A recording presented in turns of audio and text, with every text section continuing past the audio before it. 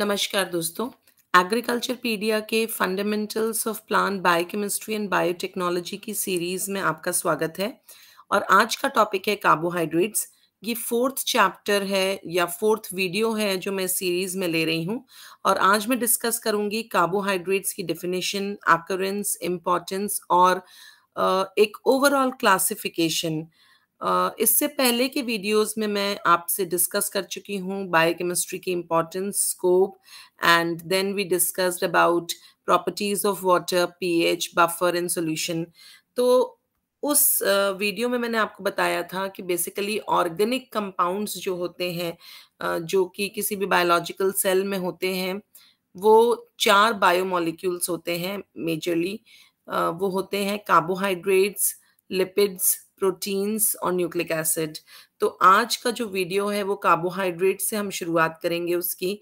और सबसे पहले हम लोग डिस्कस करेंगे कि कार्बोहाइड्रेट्स बेसिकली होते क्या हैं। तो कार्बोहाइड्रेट्स, इसको हम वाटर ऑफ कार्बन भी कहते हैं। नाम अगर आप तोड़ेंगे, कार्बोहाइड्रेट्स मतलब वाटर ऑफ कार्बन।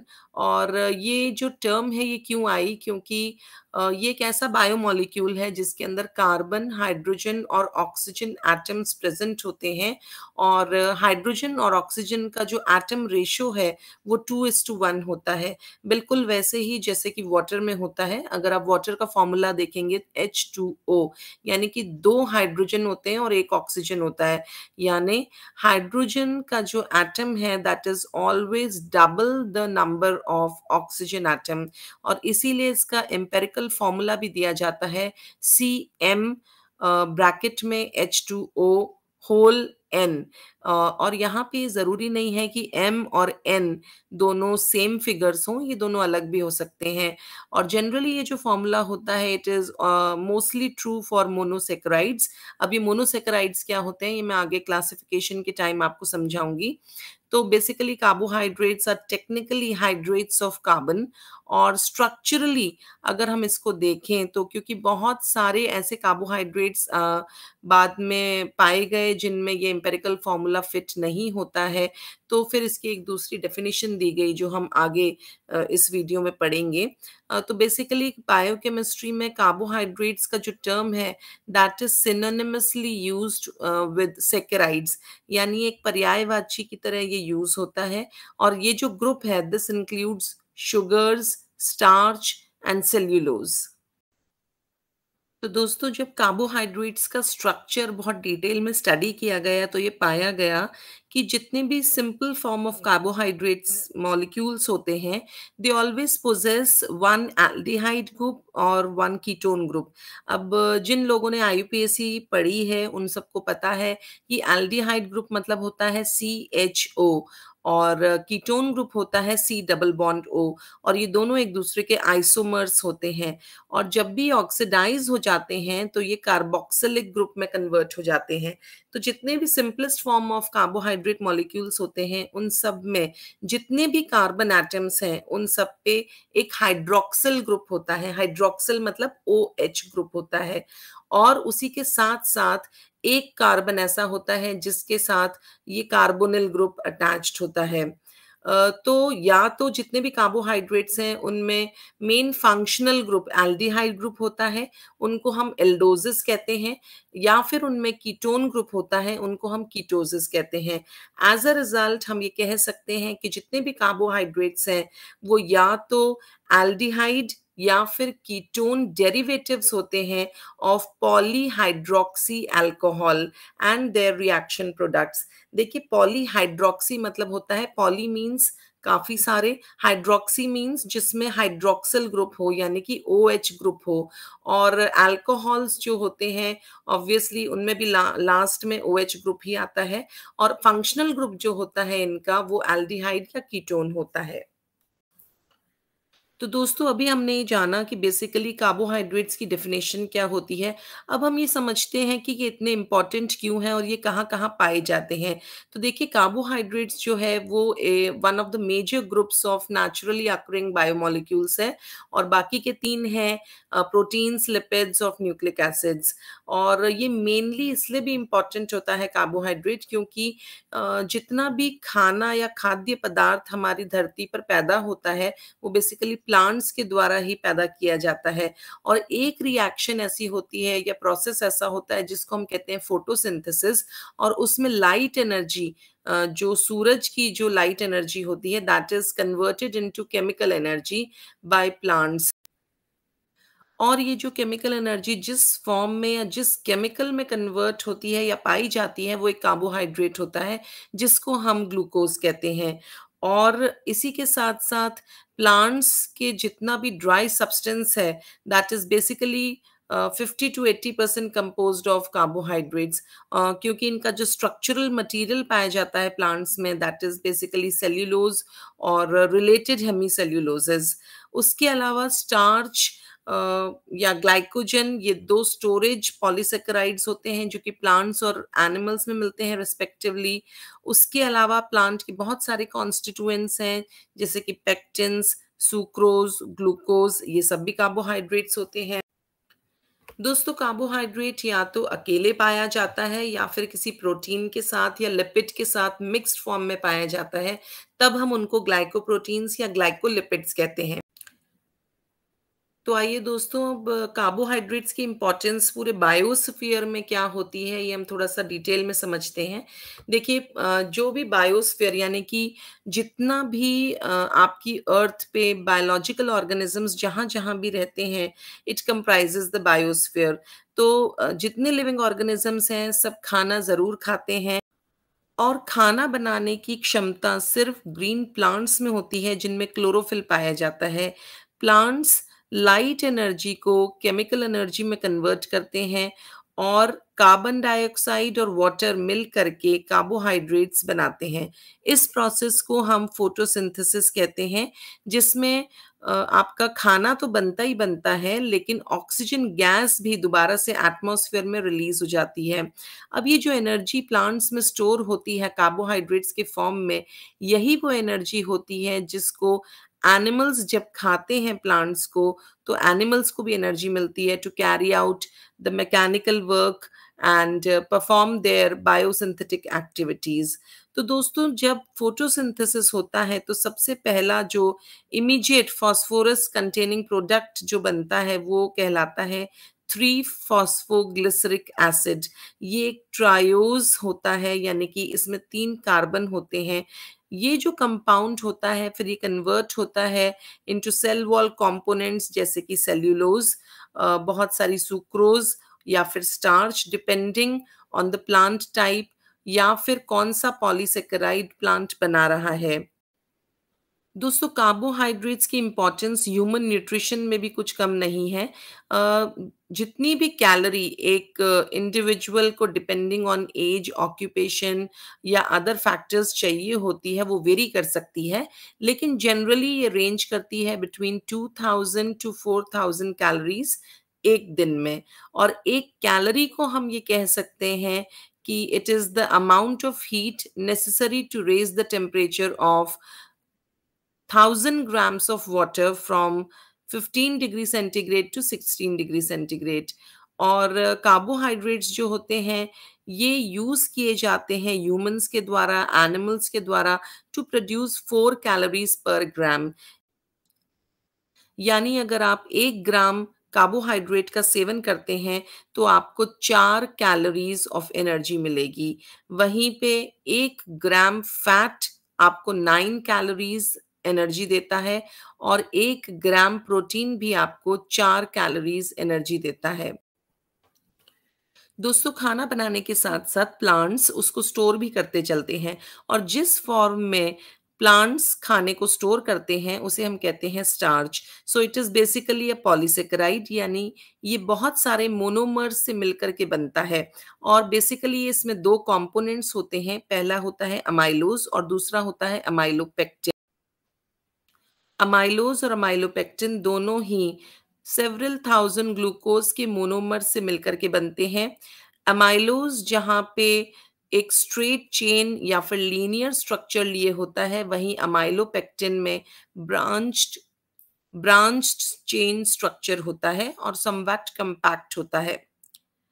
प्लांट्स में बहुत सारे स्पेशलाइज्ड सेल्स होते हैं जिन्हें हम पैरेन्काइमेटस सेल्स कहते हैं, और इनका प्रिंसिपल फंक्शन होता है कि ये स्टार्च को स्टोर करके रखते हैं।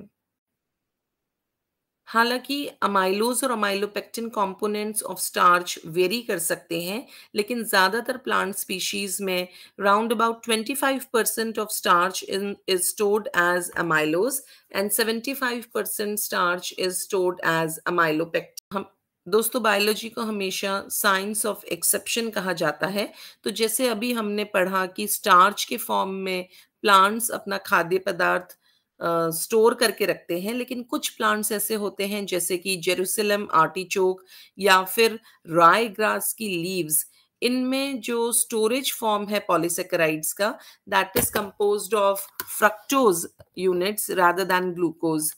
हालांकि फ्रक्टोज पॉलीसेकेराइड्स को तोड़ करके हम सिरप्स बना सकते हैं, लेकिन हायर एनिमल्स इसको डाइजेस्ट नहीं कर सकते हैं। जहाँ प्लांट स्टार्च के फॉर्म में अपना फूड स्टोर करके रखते हैं, वहीं एनिमल्स, फंगस और प्रोटोजोअन्स ये ग्लाइकोजन के फॉर्म में अपना खाना स्टोर करके रखते हैं।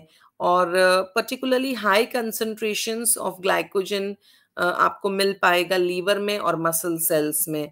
तो जो ओवरऑल स्ट्रक्चर होता है ग्लाइकोजन का, वो बहुत कुछ रिजेंबल करता है स्टार्च को ही, क्योंकि इसमें भी highly branched molecules of glucose units ही होते हैं, जो कि स्टार्च के अमाइलोपेक्टिन कंपोनेंट से कुछ रिजेंबल करते हैं। हालांकि दोनों में काफ़ी डिफरेंस होता है। और जब बहुत ज़्यादा स्ट्रेस कंडीशंस होते हैं या बहुत ज़्यादा मस्कुलर एक्टिविटीज़ होती हैं एनिमल्स में, तो यही ग्लाइकोजन जो है एनर्जी देने के लिए ग्लूकोज में टूट जाता है, और जब उसको स्टोर करना होता है तो एक्स्ट्रा ग्लूकोज ग्लाइकोजन में कन्वर्ट हो जाता है। और इन दो प्रोसेसेस को हम ग्लाइकोजेनेसिस या फिर ग्लाइकोजेनोलिसिस कहते हैं। दोस्तों, पॉलीसेकेराइड्स स्टोर तो करते ही हैं खाने को स्टार्च और ग्लाइकोजन के फॉर्म में, लेकिन एक major amount of polysaccharide structural components भी बनाते हैं प्लांट्स और एनिमल सेल का। ज्यादातर प्लांट्स में सेल वॉल 0.5 माइक्रोमीटर थिक होती है और सेल्यूलोज से बनती है।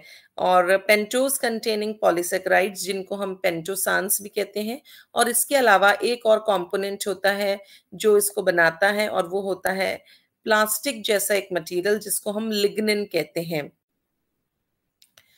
अब ये जो सेलुलोज और पेंटोसान के अमाउंट्स होते हैं दे कैन वेरी, लेकिन ज़्यादातर प्लांट्स में 40 to 60% सेल्यूलोज ही होता है, और सबसे ज़्यादा अमाउंट में ये पाया जाता है कपास में। Polysaccharides structural components of animals भी बनाते हैं, जैसे कि इंसेक्ट्स और आर्थ्रोपोड्स के एक्सोस्केलेटन में काइटिन पाया जाता है, जिसका स्ट्रक्चर सेलुलोज के जैसा होता है। दोस्तों, कार्बोहाइड्रेट्स के बिना किसी भी बायोलॉजिकल ऑर्गेनिज्म का सरवाइव करना मुश्किल है। कार्बोहाइड्रेट्स इतने इम्पॉर्टेंट रोल्स को परफॉर्म करते हैं लिविंग ऑर्गेनिज्म में कि उनके बिना कोई भी लिविंग ऑर्गेनिज्म अपनी मेटाबॉलिक एक्टिविटीज पूरी तरह से कंप्लीट नहीं कर सकता है। तो आइए इनके इम्पोर्टेंस को समराइज कर लेते हैं। Polysaccharide serve for the storage of energy, जैसे कि स्टार्च और ग्लाइकोजन में, starch in plants and glycogen in animals. और पॉलीसेकेराइड स्ट्रक्चरल कंपोनेंट्स भी बनाते हैं, जैसे कि सेल्यूलोज इन प्लांट्स और chitin in animals, specifically arthropod. दोस्तों, राइबोज एक ऐसा 5 कार्बन मोनोसेकेराइड है जो कि बहुत सारे कोएंजाइम्स का इंपॉर्टेंट कंपोनेंट होता है। अब ये कोएंजाइम्स क्या होती हैं? कोएंजाइम्स ऐसी ऑर्गेनिक मॉलिक्यूल्स होती हैं जो कि कुछ स्पेसिफिक एंजाइम्स के एक्टिव साइट्स को बाइंड करती हैं और उनको कैटालिसिस में मदद करती हैं। साथ ही साथ ये एक इंटरमीडिएट कैरियर्स ऑफ इलेक्ट्रॉन्स की तरह काम करती हैं ड्यूरिंग इलेक्ट्रॉन ट्रांसपोर्ट चेन। और कुछ कोएंजाइम्स के एग्जांपल्स मैं आपको बता देती हूँ, जैसे कि एटीपी यानी कि एडिनोसिन ट्राइफॉस्फेट, एफएडी यानी फ्लेविन एडेनिन डाइफॉस्फेट, और एनएडी यानी निकोटिनामाइड एडेनिन डाइफॉस्फेट। और ये जो राइबोज मोनोसेकेराइड होती है, ये आरएनए जिसको हम राइबोज न्यूक्लिक एसिड भी कहते हैं, और बहुत सारे वायरस में ये एक जेनेटिक मटेरियल भी होता है, उसकी बैकबोन भी ये बनाता है। और प्लांट्स और एनिमल्स में RNA also acts as one important component of all the cells. इसी तरीके से राइबोज में से अगर एक ऑक्सीजन को निकाल दिया जाए तो हमें एक और कंपोनेंट मिलता है, उसको हम कहते हैं डीऑक्सीराइबोज। और deoxyribose is the most important component of DNA, जिसका फुल फॉर्म है डीऑक्सीराइबोज न्यूक्लिक एसिड। तो ये जितने भी सेकेराइड्स हैं, ये या फिर इनके डेरिवेटिव्स हैं, ये बहुत ही इंपॉर्टेंट रोल प्ले करते हैं बहुत सारे बायोमोलिक्यूल्स में, और साथ ही साथ इम्यून सिस्टम में, या फिर फर्टिलाइजेशन में, पैथोजेनेसिस में, ब्लड क्लॉटिंग में, और एक ओवरऑल डेवलपमेंट में। दोस्तों, एडिनोसिन ट्राइफॉस्फेट जिसको हम एटीपी कहते हैं और इसमें राइबोज भी होता है, ये एक बहुत ही इंपॉर्टेंट कॉन्स्टिट्यूएंट होता है या फिर की सब्सटेंस होता है एनर्जी स्टोरेज और ट्रांसफर में, और इसको हम एनर्जी करेंसी भी कहते हैं। दोस्तों, बहुत सारे ऑर्गेनिक मॉलिक्यूल्स का बेसिक स्केलेटन स्ट्रक्चर कार्बोहाइड्रेट्स द्वारा ही बना होता है, और इसीलिए ये जितने भी कार्बोहाइड्रेट्स हैं, ये बेसिकली रॉ मटेरियल की तरह एक्ट करते हैं बहुत सारे इंपॉर्टेंट इंडस्ट्रीज में, जिनमें हम अगर नाम लें तो शुगर या शुगर के प्रोडक्ट्स, स्टार्च के products, paper and wood pulp, textiles, plastics, food processing और फर्मेंटेशन इंडस्ट्री बहुत ही इंपॉर्टेंट है। दोस्तों, शुगर ह्यूमन डाइट में भी बहुत ज़्यादा इंपॉर्टेंट होती है, और जो आप नॉर्मल अपने रोज़मर्रा के खाने में जो शुगर खाते हैं उसको हम टेबल शुगर कहते हैं, एंड दैट इज़ सुक्रोज। और ये मिलती है हमको या तो गन्ने से या शुगर बीट से, और ये एक डाइसेकेराइड होती है, यानी कि दो molecules, one of glucose and one of fructose, उससे मिलकर के ये बनी होती है। और इसी तरीके से लैक्टोज जो कि मिल्क में पाया जाता है, वो भी एक डाइसेकेराइड होता है। और ग्लूकोज और फ्रक्टोज ये दोनों तो बहुत ही इंपॉर्टेंट मोनोसेकेराइड्स हैं। ग्लूकोज शुगर जो होती है आपकी बॉडी में पाई जाती है, और इसीलिए जब आपने देखा होगा कि कोई भी पेशेंट बीमार होता है या उसको इंस्टेंट एनर्जी की ज़रूरत होती है, तो उसको सीधे ग्लूकोज की ड्रिप चढ़ाई जाती है। वहीं पे फ्रक्टोज शुगर जो है वो फ्रूट शुगर होती है, यानी कि जितने भी बेसिकली बहुत इंपॉर्टेंट फ्रूट्स हैं या फिर हनी है, और जो मीठे सब्जियां भी हैं, उनमें फ्रक्टोज के फॉर्म में ही शुगर मिलती है। दोस्तों, सेल्यूलोज एक ऐसा पॉलीसेकेराइड है जो कि सभी प्लांट्स की सेल वॉल में पाया जाता है, लेकिन एनिमल्स इसको डाइजेस्ट नहीं कर सकते हैं। फिर भी आप सब लोगों को, जितने भी डाइटिशियंस हैं या जितने भी हेल्थ केयर वर्कर्स हैं, सैलड्स खाने की राय देते हैं। और ये इसलिए होता है कि although it is not digestible, और ये इनसॉल्युबल डाइटरी फाइबर भी होता है, लेकिन it adds bulk to your food, और बहुत ही ईजी डिफिकेशन में ये हेल्प करता है। सेल्यूलोज के अलावा और जो दूसरे पॉलीसेकेराइड्स हैं जो कि डाइटरी फाइबर कॉन्स्टिट्यूट करते हैं, वो होते हैं रेजिस्टेंट स्टार्च और इन्यूलिन। और ये जितने भी डाइटरी फाइबर्स होते हैं, इनमें सब कुछ बैक्टीरिया ऐसे होते हैं जो कि इन पर फीड करते हैं लार्ज इंटेस्टाइन्स में, और इनको छोटे छोटे टुकड़ों में तोड़ देते हैं। तो दोस्तों, ये तो था occurrence and importance of carbohydrates. Occurrence में हमने जाना कि कार्बोहाइड्रेट्स कहाँ कहाँ पाए जाते हैं, और इम्पोर्टेंस में हमने पढ़ा कि कार्बोहाइड्रेट्स ऐसे कौन से इम्पोर्टेंट फंक्शंस परफॉर्म करते हैं जिसके बिना हम किसी बायोलॉजिकल ऑर्गेनिज्म में कार्बोहाइड्रेट्स के बिना उसकी परिकल्पना नहीं कर सकते हैं। दोस्तों, अब हम बात करेंगे क्लासिफिकेशन ऑफ कार्बोहाइड्रेट्स में। तो बेसिकली कार्बोहाइड्रेट्स या फिर सेकेराइड्स को हम 4 केमिकल ग्रुप्स में या फिर 3 केमिकल ग्रुप्स में डिवाइड कर देते हैं, और वो कौन-कौन से हैं? पहला है मोनोसेकेराइड्स, दूसरा है डाइसेकेराइड्स, तीसरा है ओलिगोसेकेराइड्स, और चौथा है पॉलीसेकेराइड्स। मोनोसेकेराइड्स मतलब होता है कि सेकेराइड की एक ही मॉइटी प्रेजेंट होती है। डाइसेकेराइड में 2 मोनोसेकेराइड्स मिल करके ग्लाइकोसिडिक बॉन्ड के द्वारा जुड़ करके एक डाइसैकेराइड बनाते हैं। ओलिगोसैकेराइड्स में the number of monosaccharides very from 3 to 10, और पॉलीसैकेराइड्स में अगर 10 से ज़्यादा मोनोसैकेराइड्स ग्लाइकोसिडिक बॉन्ड के द्वारा जुड़ते हैं तो उसे हम पॉलीसैकेराइड कहते हैं। तो दोस्तों, मोनोसैकेराइड और डाइसैकेराइड्स ये बहुत ही लो मॉलिक्यूलर वेट या ये कहें कि स्मॉलेस्ट कार्बोहाइड्रेट्स होते हैं, और इनको हम शुगर्स कहते हैं क्योंकि ये स्वीट इन नेचर होते हैं। और जितने भी साइंटिफिक नॉमेनक्लेचर है कार्बोहाइड्रेट्स का, वो ये कहता है कि जितने भी मोनोसेकेराइड्स हैं या डाइसेकेराइड्स हैं, दे एंड विद ओज, यानी OSE का सफिक्स इसमें लगा होता है, जैसे कि फ्रक्टोज यानी कि फ्रूट शुगर, ग्लूकोज यानी कि स्टार्च शुगर, और सुक्रोज यानी कि टेबल शुगर, लैक्टोज यानी कि मिल्क शुगर। दोस्तों, अब आपको स्क्रीन पे एक कंपैरेटिव चार्ट नजर आ रहा है मोनोसेकेराइड्स, ओलिगोसेकेराइड्स और पॉलीसेकेराइड्स के बीच में। कई लोग डाइसेकेराइड्स और ओलिगोसेकेराइड्स को एक ही कैटेगरी में ले लेते हैं, जहां पे number of carbon varies from 2 to 10।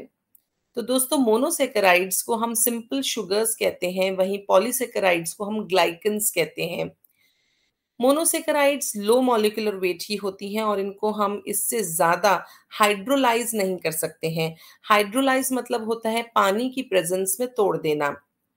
Oligosaccharides में 2 से 10 मोनोसेकेराइड्स होते हैं जो कि ग्लाइकोसिडिक बॉन्ड्स के द्वारा जुड़े होते हैं। ये भी लो मॉलिक्यूलर वेट होते हैं, लेकिन इनको हम एंजाइम्स के द्वारा या फिर एसिड्स के द्वारा मोनोसेकेराइड्स में हाइड्रोलाइज कर सकते हैं। वहीं पे polysaccharides are made up of many moieties of monosaccharides which are joined by glycosidic bonds, और एसिड्स और एंजाइम्स के द्वारा हम इनको छोटे छोटे टुकड़ों में तोड़ सकते हैं। दोस्तों, मोनोसेकेराइड्स क्रिस्टलाइन इन नेचर होते हैं और बहुत ही जल्दी ये वाटर में सॉल्युबलाइज हो जाते हैं, and they are sweet in taste, जैसे कि ग्लूकोज, फ्रक्टोज, गैलेक्टोज। वहीं पे ऑलिगोसेकेराइड्स या तो पाउडरी होते हैं या फिर क्रिस्टलाइन इन नेचर होते हैं। They are also soluble in water and sweet in taste, जैसे कि सुक्रोज, माल्टोज और लैक्टोज। पॉलीसेकेराइड्स चूंकि बहुत सारे मोनोसेकेराइड्स के द्वारा मिलकर के बने होते हैं, तो they are insoluble in water, they are tasteless, और या तो ये लीनियर हो सकते हैं या फिर ये ब्रांच्ड हो सकते हैं, डिपेंडिंग कि किस फॉर्मेट में मोनोसेकेराइड्स जुड़ करके पॉलीसेकेराइड्स बना रहे हैं। दोस्तों, मोनोसेकेराइड्स को हम आगे फिर से क्लासिफाई कर सकते हैं based on the number of carbon atoms, जैसे कि ट्रायोज, टेट्रोज, पेंटोज, हेक्सोज और हेप्टोज। ट्रायोज में 3 कार्बन, टेट्रोज में 4 कार्बन, पेंटोज में 5 कार्बन, हेक्सोज में 6 कार्बन और हेप्टोज में 7 कार्बन एटम्स होते हैं। एक और तरीके से मोनोसेकेराइड्स को क्लासिफाई किया जाता है और वो होता है एल्डोजेस या कीटोजेस। जैसा मैंने आपको शुरुआत में बताया था कि जितने भी मोनोसेकेराइड्स होते हैं, they are derivatives of polyhydroxyl alcohols, और उनमें जो फंक्शनल ग्रुप होता है वो या तो फ्री एल्डिहाइड होता है या कीटोन ग्रुप होता है। दोस्तों, ऑलिगोसेकेराइड्स को हम डाई, ट्राई, टेट्रा और पेंटासेकेराइड में क्लासिफाई कर सकते हैं based on the number of monosaccharides they contain. वहीं पे पॉलीसेकेराइड्स को हम होमोग्लाइकन्स या फिर हेटेरोग्लाइकन्स में क्लासिफाई कर सकते हैं। होमो मतलब होता है एक ही तरीके के मोनोमर्स मिलकर के पॉलीसेकेराइड बना रहे हैं, वहीं पे हेटेरोग्लाइकन्स का मतलब होता है कि अलग अलग तरीके के मोनोसेकेराइड्स मिल करके पॉलीसेकेराइड बना रहे हैं। एक और तरीका है जिसपे हम पॉलीसेकेराइड्स को क्लासिफाई कर सकते हैं, और वो है स्टोरेज या फिर structural polysaccharides. Depending on the function, storage polysaccharides जैसे कि स्टार्च और ग्लाइकोजन ये खाने को स्टोर करने का काम करते हैं, वहीं पे स्ट्रक्चरल पॉलीसेकेराइड एनिमल या प्लांट सेल का स्ट्रक्चर बनाता है, जैसे कि सेल्यूलोज या फिर काइटिन। तो दोस्तों, आइए मोनोसेकेराइड्स, ओलिगोसेकेराइड्स और पॉलीसेकेराइड्स को थोड़ा सा और डिटेल में टैबुलर फॉर्म में स्टडी करते हैं। मोनोसेकेराइड्स में एक मोनोमर होता है और ये इसके आगे हाइड्रोलाइज नहीं हो सकता है, लेकिन इसके 2 सब ग्रुप्स होते हैं, यानी या तो ये पूरी तरह से मोनोसेकेराइड फॉर्म में होता है जिसमें एल्डिहाइड और कीटोन ग्रुप फंक्शनल ग्रुप होते हैं, या फिर ये पॉलीऑल्स होते हैं। पॉलीऑल्स को हम शुगर अल्कोहल्स भी कहते हैं, और ये लो मॉलिक्यूलर वेट के शुगर्स होते हैं, और generally they are obtained by hydrogenation of sugars. और इनका जो एक जनरल फॉर्मूला होता है वो होता है CHOH होल NH2, जहां पे N वेरी कर सकता है फ्रॉम 4 to 6। तो मोनोसेकेराइड्स के एग्जाम्पल्स होते हैं ग्लूकोज, गैलेक्टोज, फ्रक्टोज और जाइलोज। वहीं पॉलीऑल्स के एग्जाम्पल्स होते हैं सॉर्बिटॉल और मैनिटॉल। ओलिगोसेकेराइड्स में हम डाइसेकेराइड्स, माल्टो ओलिगोसेकेराइड्स और अदर ओलिगोसेकेराइड्स, ये क्लासिफिकेशन पढ़ेंगे। डाइसेकेराइड्स के एग्जाम्पल्स हैं सुक्रोज, लैक्टोज, माल्टोज और ट्रेहेलोज। वहीं पे माल्टो ओलिगोसेकेराइड का एग्जाम्पल है माल्टोडेक्स्ट्रिन्स। वहीं दूसरे जो ओलिगोसेकेराइड्स हैं उनमें आप राफिनोज, स्टेकायोज और fructo oligosaccharides. Polysaccharides are made up of more than 10 monosaccharides, और इसके एग्जाम्पल्स हैं स्टार्च और non starch polysaccharides. Starch polysaccharides में आते हैं अमाइलोज, अमाइलोपेक्टिन या फिर मॉडिफाइड स्टार्चेस। वहीं पे नॉन स्टार्च पॉलीसेकेराइड्स में आते हैं ग्लाइकोजन, सेल्यूलोज, हेमीसेल्यूलोज, पेक्टिन्स और हाइड्रोकोलॉइड्स। तो दोस्तों आज के वीडियो में इतना ही। नेक्स्ट वीडियो में मैं बहुत ही डिटेल में मोनोसेकेराइड्स को डिस्कस करूंगी। अगर आप इस सीरीज में बने रहना चाहते हैं तो प्लीज मेरे चैनल को सब्सक्राइब करिए। अगर आपको इस वीडियो के कंटेंट पसंद आए हों, वीडियो को लाइक, शेयर और कमेंट करें। आपके कमेंट मिलने से मुझे बहुत मोटिवेशन मिलता है और ये भी पता चलता है कि आपको आगे किस चीज की जानकारी चाहिए।